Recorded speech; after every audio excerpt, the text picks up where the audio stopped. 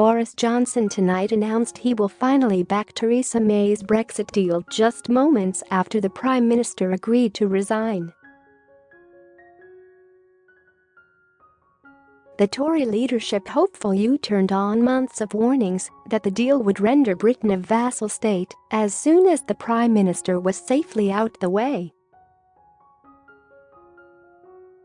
At 5 p.m. Mrs May told Tory MPs she will quit once her Brexit deal is passed, with a Tory leadership contest poised to start on May 22. And at 6 p.m. Mr Johnson told colleagues he would reluctantly back the deal to avoid Brexit not happening at all. Mr Johnson, who has repeatedly been tipped for Tory leader, refused to answer journalists' questions after a stormy meeting of the Brexit-backing European Research Group. A source said at least 30 Hard Brexit Tories were against him in the meeting, insisting they would still vote against the deal. Furious-looking Mark Francois shouted no when journalists asked if he would back the deal and slammed a door behind him.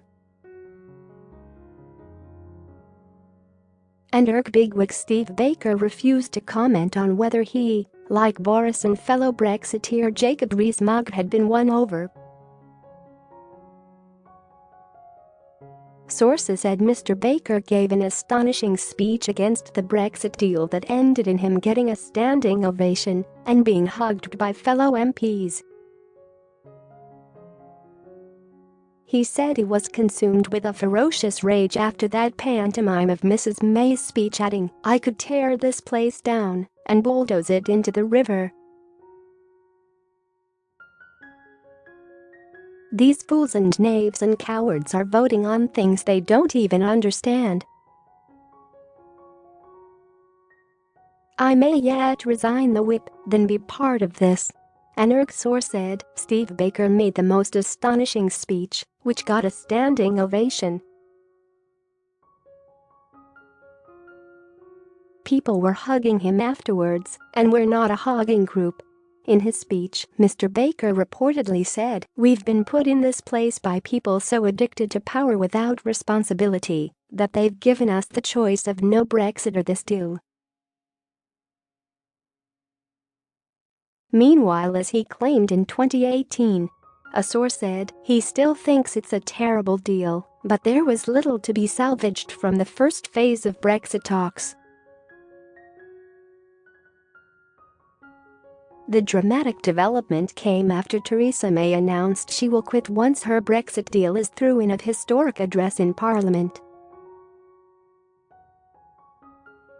The Prime Minister's bombshell statement means a Tory leadership election will kick off on May 22 if her plan finally passes, with sources warning it could be even sooner. That would install a new Prime Minister in the summer. After surviving a snap election mauling, a no-confidence vote, and the greatest defeat in Parliament's history, the Prime Minister finally bowed to months of pressure in a statement to Tory MPs tonight. Admitting she'd heard clearly the mood of MPs, she announced in the hot, crowded, wood-panelled Committee Room 14, "I know there is a desire for a new approach and new leadership in the second phase of the Brexit negotiations, and I won't stand in the way of that." The Northern Irish DUP cancelled a statement amid fevered speculation they too would finally back the PM's deal.